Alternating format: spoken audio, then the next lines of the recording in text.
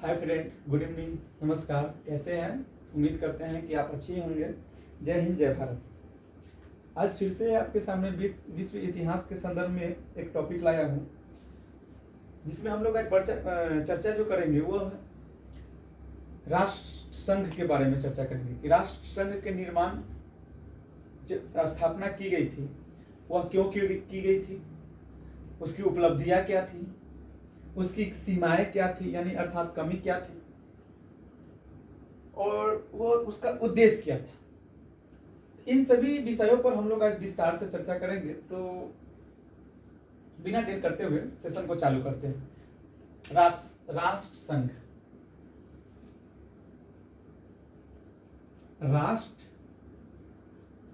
संघ स्थापना कब हो रही है? 10 जनवरी 1920 स्थापना हो रही है। चूंकि अगर हम बात करें राष्ट्र संघ की, तो इसकी जो औपचारिक घोषणा पेरिस शांति सम्मेलन के दौरान किया गया था। पेरिस शांति सम्मेलन के दौरान इसको किया गया था, क्योंकि प्रथम विश्व युद्ध के बाद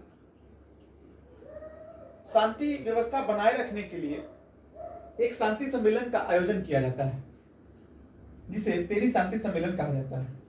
1919 में पेरिस शांति सम्मेलन का आयोजन किया गया था। इस दौरान अमेरिका के जो राष्ट्रपति, उस समय तत्कालीन राष्ट्रपति वुडरो विल्सन थे, उन्होंने 14 सिद्धांतों को प्रस्तुत किए, और उस 14 सिद्धांतों में एक सिद्धांत राष्ट्र संघ की स्थापना करने की भी बात कही गई थी। क्योंकि प्रथम विश्व युद्ध एक भयानक, एक विनाशशीलता वाली युद्ध थी, और उससे बहुत ज्यादा क्षति भी पहुंचे। केवल यूरोपीय राष्ट्र में ही नहीं उसका प्रभाव देखा गया, इसके साथ साथ अन्य राष्ट्र में भी प्रथम विश्व युद्ध का प्रभाव देखा गया। लेकिन अगर बात की जाए प्रथम विश्व युद्ध का प्रभाव, तो वो सबसे ज्यादा यूरोप में देखा गया। यूरोप में धन जन सभी के क्षति हुई, और व्यापक स्तर पर क्षति हुआ था। छोटा मोटा क्षति नहीं हुआ था, बहुत व्यापक स्तर पर। धन की भी दोहन बहुत ज्यादा हो गया था, आदमी भी बहुत ज्यादा उसमें मर गया था, सैनिक भी बहुत ज्यादा मर गया था, बहुत ज्यादा धन की क्षति पहुंचे। इसलिए अमेरिका के जो राष्ट्रपति थे वुडरो विल्सन, वो चाह रहे थे कि प्रथम विश्व युद्ध की तरह दर्दनायक घटना फिर से घटित न हो, इसके लिए एक संघ का निर्माण करना आवश्यक है। इसी सिद्धांत को लेकर राष्ट्रीय संघ की स्थापना करने की बात पर सहमति जताई गई, और पेरिस शांति सम्मेलन के दौरान संयुक्त राष्ट्र संघ की स्थापना की गई थी। इसमें जो सदस्य थे वो जीते हुए सदस्य थे। जो प्रथम विश्व युद्ध में जो सदस्य थे, जीते जो विजेता राष्ट्र थे, वही इसका सदस्य हुआ करता था।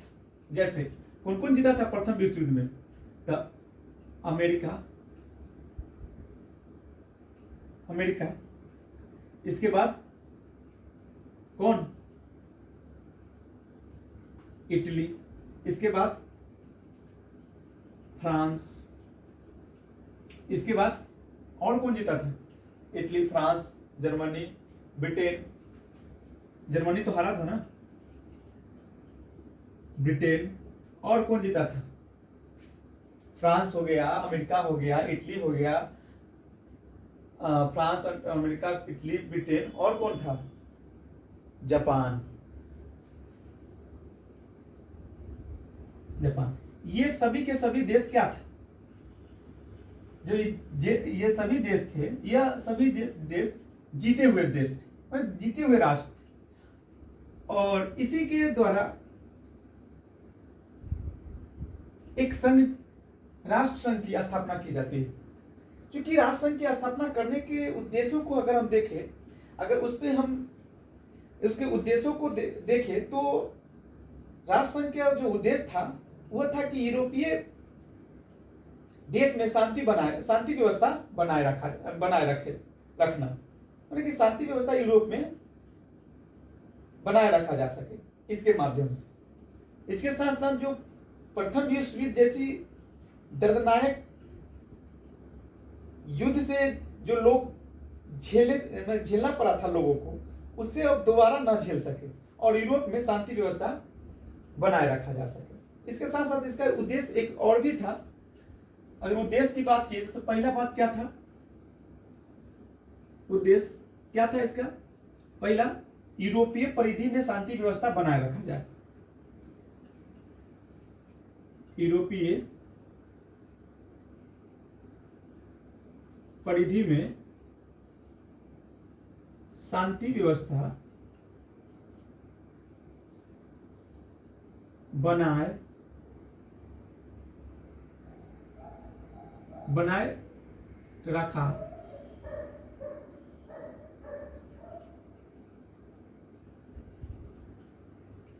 रखा जा सके।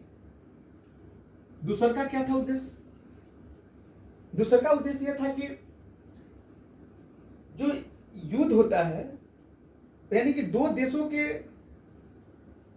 आपसी संघर्ष को इस संघ के सदस्यों के माध्यम से उस पर निपटारा किया जा सके, जिससे कारण फिर युद्ध जैसी माहौल उत्पन्न हो, यानी कि दो देशों के बीच का संघर्ष को पर नियंत्रण लगाया जा सके। दो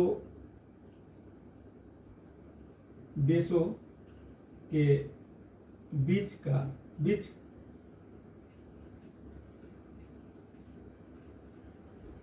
के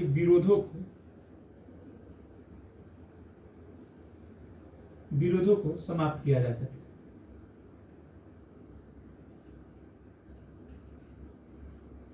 एक तो ये था, और क्या था? तो राजनीतिक, आर्थिक तथा सामाजिक क्षेत्रों में इन सदस्यों के माध्यम से यूरोपीय राष्ट्रों को सहयोग प्रदान किया जा सके।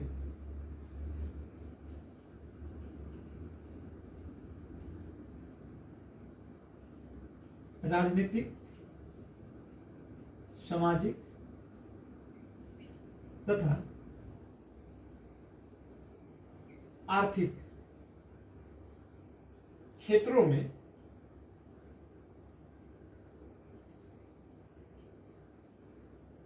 सहयोग प्रदान किया जा सके। क्योंकि जब आर्थिक तनाव नहीं होगा, राजनीतिक तनाव नहीं होगा, सामाजिक तनाव नहीं होगा, तो युद्ध जैसी समस्या भी तो उत्पन्न नहीं होगी। तो इसलिए इन सभी उद्देश्यों को प्राप्त करने के लिए राष्ट्र संघ की स्थापना की गई थी। लेकिन इसने जो उपलब्धियां अपने जीवन काल में जो उपलब्धियां हासिल की, अगर उसकी बात की जाए इसकी उपलब्धियां की, तो इसने भी बहुत सारी उपलब्धियां प्राप्त करने में सफल रहे। एक तो पहला उपलब्धियां ये था कि यह अपने आप में, इसका स्थापना अपने आप में एक उपलब्धियां था। क्योंकि इससे पहले अगर देखा जाए तो कोई भी ऐसा संगठन की स्थापना नहीं किया गया था जिसमें सभी राष्ट्रों का सहमति हो। ऐसा कोई राष्ट्र का स्थापना नहीं किया गया था। तो इसके लिए यह इसकी स्थापना ही एक सबसे बड़ा उपलब्धि है। दूसरा बड़ा उपलब्धियां की अगर हम इसकी बात करें तो दूसरा बड़ा इसमें उपलब्धियां यह है कि इसके जीवन काल में, यानी यह जब तक बना रहा तब तक युद्ध जैसी परिस्थितियों को उत्पन्न होने नहीं दिया। मतलब कि यूरोप में शांति व्यवस्था बनाए रखने में यह सफल रहा। इसके साथ साथ अगर हम बात की जाए राष्ट्र संघ के, तो इसकी उपलब्धियां हमें यूरोपीय परिधि में शांति व्यवस्था बनाए रखने में भी हमें दिखाई देता है। इसके साथ साथ इस राष्ट्रसंघ के माध्यम से लोगों को, यूरोपीय राष्ट्रों को, जो राष्ट्र कमजोर, प्रथम विश्व युद्ध में आर्थिक रूप से कमजोर हो गए थे, उन राष्ट्रों को सहयोग प्रदान करने में, आर्थिक राजनीतिक में सफल रहा। लेकिन यह ज्यादा दिन तक, माने दीर्घकालीन तक यह संस्था नहीं चली, यह पतन हो गया इसका। अगर इसकी पतन की बात की जाए तो पतन के भी, किसी के भी पतन के, उत्पत्ति के, मरण हरण जीवन, शादी विवाह के पीछे कोई एक कारण नहीं होता है, उसके पीछे अनेक कारण होता है। इसके भी पतन के अनेक कारण होता है, अनेक कारण है।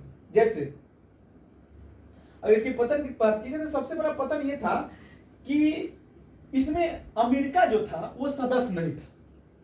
ये जो था ये सदस्य नहीं था, इसका सदस्यता नहीं लिया था। क्यों नहीं लिया था? तो अमेरिका के जो एक सीनेट, अमेरिका के पार्लियामेंट को कहा जाता है, उच्च सदन को सीनेट कहा जाता है। तो उच्च सदन ने, जब अमेरिका के राष्ट्रपति, जब वुडरो विल्सन ने यह प्रस्ताव सदन में प्रस्तुत किया कि हम राष्ट्रसंघ की अध्यक्षता लेने जा रहे हैं, तो उस दौरान उसके सीनेट के सदस्यों ने इस प्रस्ताव को खारिज कर दिया।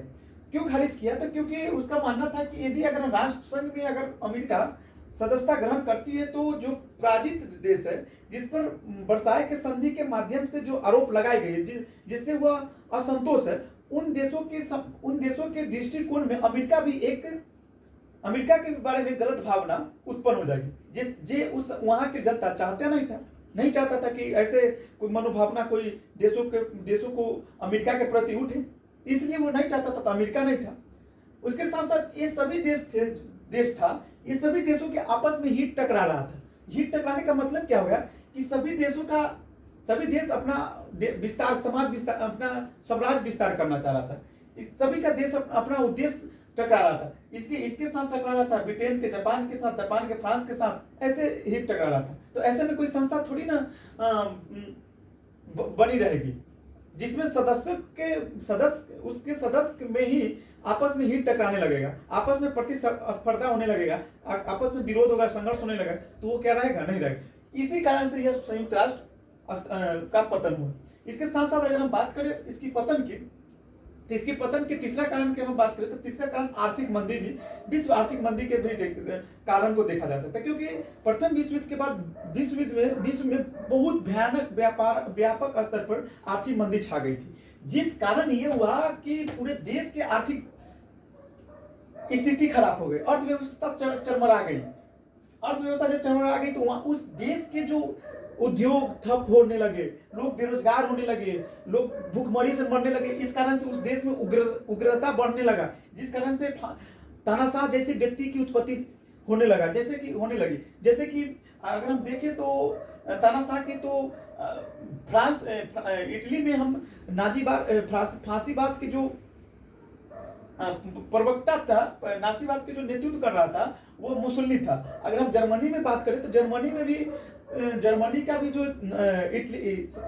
का जो हिटलर था, उसकी उत्पत्ति इसी कारण में से हुआ था।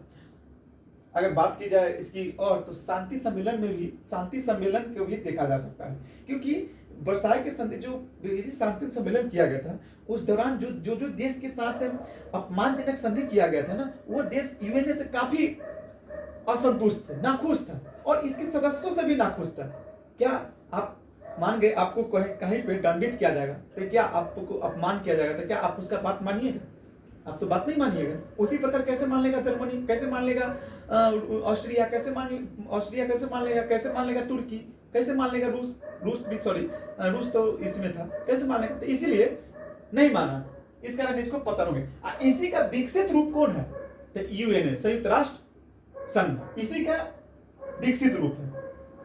अगर इसकी उपलब्धियां बताती है, कमियां पता थे, तो इसकी कमियां की हम बात करें तो सबसे बड़ी कमियां ये थी कि जब इसकी स्थापना की गई तो स्थापना में पराजित देशों को शामिल नहीं किया गया। सबसे बड़ी इसकी कमियां थी। इसी कमियां के कारण यह ज्यादा दिन तक टिका नहीं तो वो और दिन तक यह चलता संस्था, लेकिन नहीं टिकने का कारण इसमें उस देश को, पराजित देश को नहीं शामिल किया, जिससे कि पराजित देश इस संगठन को एक अपने विरोध के माध्यम नजर से इनको देखता था, जिस कारण इनका असफल हुआ। इसके बाद असफल का और क्या कारण हो सकता है? तो असफल क्यों हो सकता है कि ये 200 जिस प्रकार प्रथम विश्व युद्ध में ये तीनों ये सब एकजुट होकर पराजित देश को पराजित किया था, उस प्रकार इस संघ में ऐसा एकजुटता हमें नहीं देखने को मिला। ऐसी एकजुटता नहीं देखने को मिला। इस कारण से हुआ ये कि राष्ट्र संघ के पतन हो गया। तो राष्ट्र संघ तो यही था, और इसकी उपलब्धियां भी बताई, कमियां भी थी। इसके साथ साथ इसकी कमियां तो एक यह भी था कि इसकी जिस समय उत्पत्ति हुई थी वह एक विवादास्पद समय के समय हुआ था उत्पत्ति। यानी कि मान लीजिए कोई लड़का का जन्म होता है, जन्म होते ही उसके घर में कोई डेथ कर जाता है, तो लड़का को क्या किस नजर से देखा जाता है कि इसका लक्षण ठीक नहीं है, इसका ये नहीं ठीक है। उसी प्रकार जिस दिन 10 जनवरी 1920 को इसकी औपचारिक घोषणा की गई थी, और 10 जनवरी 1920 को ही वर्साई के संधि के माध्यम से जर्मनी को अपमानजनक किया गया।